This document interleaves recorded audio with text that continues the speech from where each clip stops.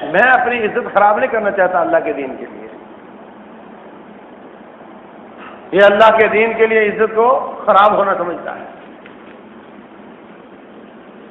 ہم نے اپنے چہرے کی وجاہت بھی پیش نہ کی، ہم نے اپنے زبان کی گفتار بھی پیش نہ کی، ہم نے اپنے جسم کا کردار بھی پیش نہ کیا، ہم نے کوئی پسینہ نہ بہایا، ہم نے کوئی خون کا قطرہ نہ بہایا، ہمیں کوئی چوٹ نہ لگی، ہمیں کوئی گالی نہ ملی اللہ کے راستے میں، اور محمد صلی اللہ علیہ وسلم کو لوگ پاگل کہتے ہیں، جن سے ساری کائنات سے زیادہ عقل مند کو ظالم یہ تانا دیتے ہیں جس کا تذکرہ اللہ نے قرآن میں کیا ہے۔ کبھی آپ کو زخمی کیا جاتا ہے، کبھی پتھروں کے ساتھ مارا جاتا ہے، یہ قربانیاں ہیں۔ اگر جنت اتنی مہنگی، اتنے سستے داموں ملتی ہوتی تو رب الجلال کم از کم اپنے نبی محمد مصطفیٰ صلی اللہ علیہ وسلم کو اس سارے پروسیس سے منہا کر دیے ہوتے، استثناء کر دیے ہوتے۔ آپ سب کو تو اسی راستے سے جنت ملے گی، لیکن یہ میرا پیارا حبیب ہے، اس کو خراج نہیں آئے گی، یہ بائی پاس جنت میں جائے گی۔ ایسا نہیں ہوا۔ تو میرے عزیز بھائیوں، رب الجلال والاکرام آزماتا ہے، اور اس بات پر اللہ قسم اٹھاتا ہے کہ میں تمہیں ضرور آزماؤں گا۔ انداز قسمیہ ہے، وَلَنَبْلُوَنَّكُمْ، ہم تمہیں ضرور آزمائیں گے۔ کبھی فرمایا الف لام میم احاسب الناس ان یترکوا ان یقولوا آمنا، کیا ہم لوگوں کو ایسے ہی چھوڑ دیں گے کہ زبان سے آمنا کہہ دیا، وہم لا یفتنون، ان کو آزمایا نہیں جائے گا؟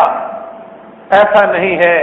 وَلَقَدْ فَتَنَّا الَّذِينَ مِن قَبْلِهِمْ، ان سے پہلے ساری قوموں کو ہم نے آزمایا۔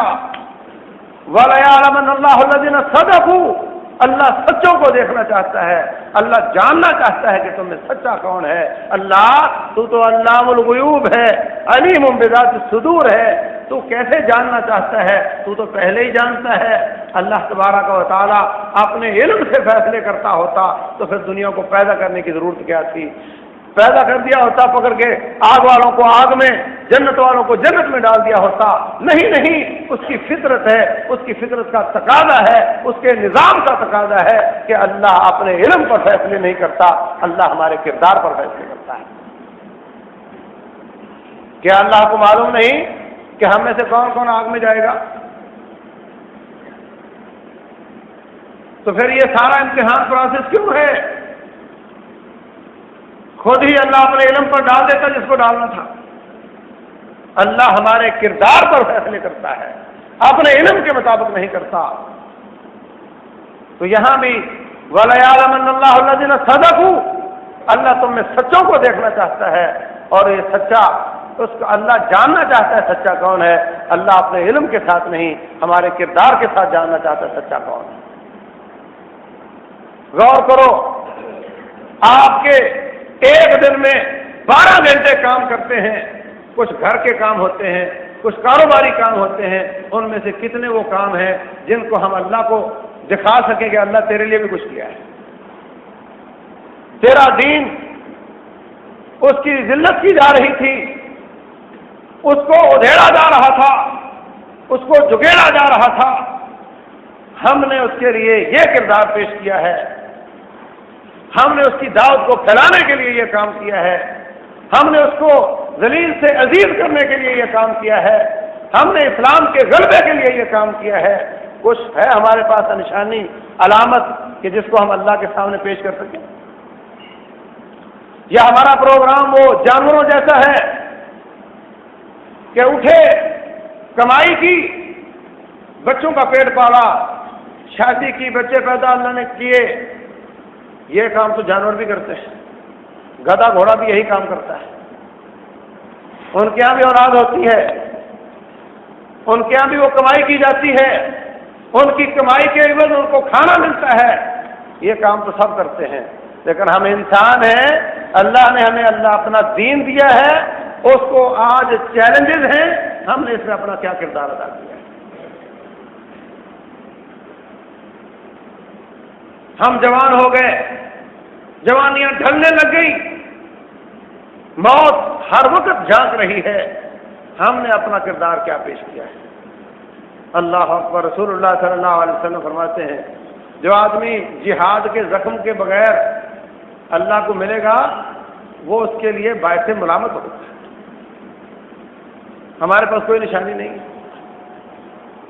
تو میرے عزیز بھائیو، اللہ کی مدد کے لیے صبر و استقامت اور ڈٹ جانا رب الجلال والاکرام نے کئی مقامات پر فرمایا، بلا ان تصبروا وتتقوا، اگر تم ڈٹے رہے اور ہمارے ساتھ تعلق قائم رکھا، وَيَأْتُوكُم مِّن فَوْرِهِمْ هَٰذَا، اللہ تعالیٰ کی مدد پہنچ جائے گی، اللہ تعالیٰ 3000 فرشتوں کے ساتھ تمہاری مدد کرے گا۔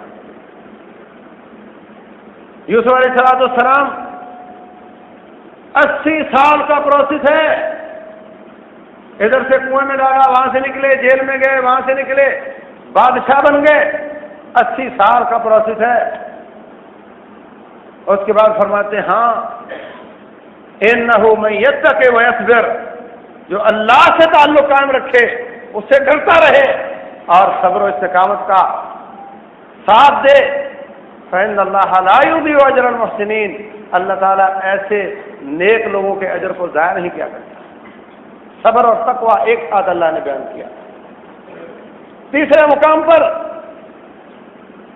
فرمایا ان تصبکم حسنۃ تسؤہم، اگر تمہیں کوئی اچھائی پہنچے تو ان کو بری لگتی ہے، وَإِن تُصِبْكُمْ سَيِّئَةٌ يَفْرَحُوا بِهَا، اگر تمہیں کوئی تکلیف آئے تو خوش ہوتے ہیں، وَإِن تَصْبِرُوا وَتَتَّقُوا، مگر تم لوگ اگر ڈٹے رہے، اللہ سے تعلق قائم رکھا، لا يضركم كيدهم شيئا، دشمنوں کی سازشیں تمہارا کچھ نہیں بگاڑیں۔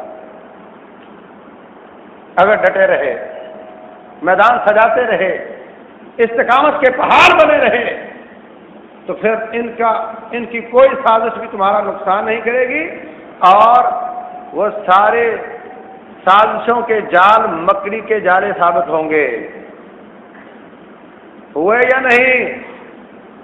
لوگ کہتے تھے افغانستان کے مسلمانوں کے دن گنے جا چکے، گنے جا چکے۔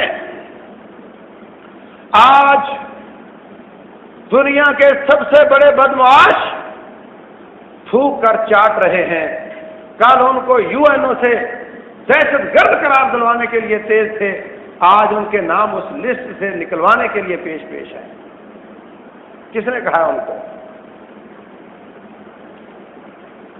اور آج کا بیان ہے ان کے وزیر دفاع کا، کہتا ہے اگر ہم جلدی افغانستان سے بھاگ گئے تو بڑے مسائل پیدا ہوں گے، ناٹو فورسز، اتحادی فوجوں کو تھوڑا طریقے سے واپس جانا چاہیے، ایک دوسرے کا مقابلہ ہو رہا ہے، وہ کہتا ہے پہلے میری باری لگاؤ، وہ کہتا ہے نہیں پہلے میری باری لگاؤ، وہ کہتا ہے تھوڑا سمجھ کر چلو، اگر تم بے ہنگم بھاگو گے تو پھر تمہارا نقصان ہوگا۔ اس وقت یہ آپشن نہیں کہ ڈٹا جائے یا پس قدمی اختیار کی جائے، اس وقت یہ لڑائی ہو رہی ہے کہ پہلے کون بھاگے گا۔ وہ لوگ اللہ کے درویش بندے، وہ پہاڑوں کی طرف نکل گئے، پہاڑوں کی طرح کا عزم لے کر، استقامت اور صبر لے کر، اپنے رب سے تعلقات جوڑ کر لڑتے رہے۔ آج اللہ تعالیٰ کا فضل و کرم ہے، آج ساری دنیا کی آنکھیں دیکھ رہی ہیں کہ اللہ تعالیٰ نے ان کی مدد کی، اور مدد کے لیے اللہ کی آزمائش کے پروسیس سے گزرنا ضروری ہوتا ہے۔ اس سے صاف یہ سمجھ آتی ہے کہ اللہ تعالیٰ نے ان کو پاس کر دیا ہے، امتحان میں پاس ہو گئے۔ تو کہا وَإِن تَصْبِرُوا وَتَتَّقُوا، اگر تم ڈٹے رہے، اللہ سے تعلق قائم رکھا، اللہ کی مدد کو لانے کا ایک ذریعہ بہت بڑا اللہ سے تعلق بھی ہے۔ حضرت سلمان فارسی رضی اللہ تعالیٰ عنہ ایک معرکے میں پہنچے ہوئے ہیں، امیر لشکر دیکھتا ہے دشمن بہت زیادہ ہے، مجاہد بہت تھوڑے ہیں، مشورے کی میٹنگ بیٹھتی ہے، سلمان سے کہتے ہیں آپ نبی صلی اللہ علیہ وسلم کے بھی تھنک ٹینک کا حصہ تھے، احزاب کے موقع پر خندق ان کے مشورے پر خود دی گئی تھی، یہ بکتے بکاتے غلام اسلام نے ان کو تھنک ٹینک بنا دیا، آپ مشورہ دیں کہ یہ تھوڑے سے ساتھیوں کے ساتھ دشمن سے بھڑ جایا جائے یا پس قدمی اختیار کی جائے۔ کہتے ہیں امیر صاحب میں کل کو مشورہ دے سکتا ہوں، آج نہیں دے سکتا۔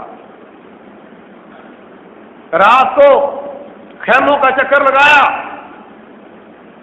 خیموں سے سسکیوں اور آہوں کی آوازیں آ رہی ہیں، بلک بلک کر، گڑ گڑا کر، کپ کپا کر رب ذوالجلال کو منا رہے ہیں۔ سارا دن جو گھوڑے کی پیٹھ پر ہوتے ہیں، راتوں کو مسلوں پر گزارتے ہیں۔ اللہ اکبر، جب ان کی حالت دیکھی واپس آ کر کے اپنے امیر سے کہتے ہیں آپ ان کو دشمن سے بڑھا دیں، میں نے ان کی یہ حالت دیکھی ہے، ان کا اپنے رب سے تعلق دیکھا ہے، ایسے لوگوں کو اللہ ضائع نہیں کرتا، ان کی مدد ضرور آئے گی۔ بلا ان تصبروا وتتقوا، ہاں اگر تم زمین پر ڈٹے بھی رہے، اللہ سے تعلق بھی قائم رکھا، اللہ کی مدد آئے گی، فرشتے آئیں گے۔ نیچے والے بھاگ چکے ہوئے تو کس کی مدد ہوگی؟ اور اگر نیچے والے ڈٹے رہے، آسمان سے تعلق نہ رہا تو مدد کون بھیجے گا؟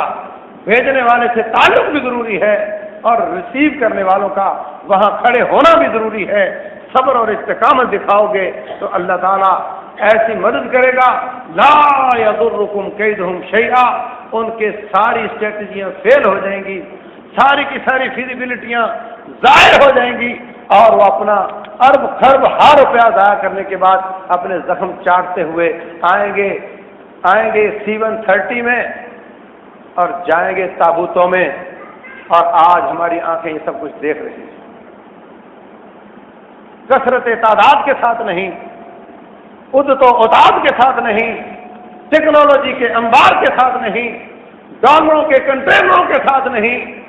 اللہ مدد کرتا ہے اللہ پر ایمان کے ساتھ، استقامت کے ساتھ، اللہ سے دعا کرنے کے ساتھ، اپنی مکمل تیاری کرنے کے ساتھ اور میدانوں میں ڈٹ جانے کے ساتھ، اللہ سے تقوی اور صبر کے ساتھ رب ذوالجلال مدد کرتا ہے، کرتا رہا ہے، آج بھی وہ تیار ہے، اور ہمیشہ کے لیے اس کے وعدے سچے ہیں، لیکن اس کے وعدے مشروط ہیں، شرطیں تم پوری کرتے چلے جاؤ، وعدے اللہ نبھاتا چلا جائے گا۔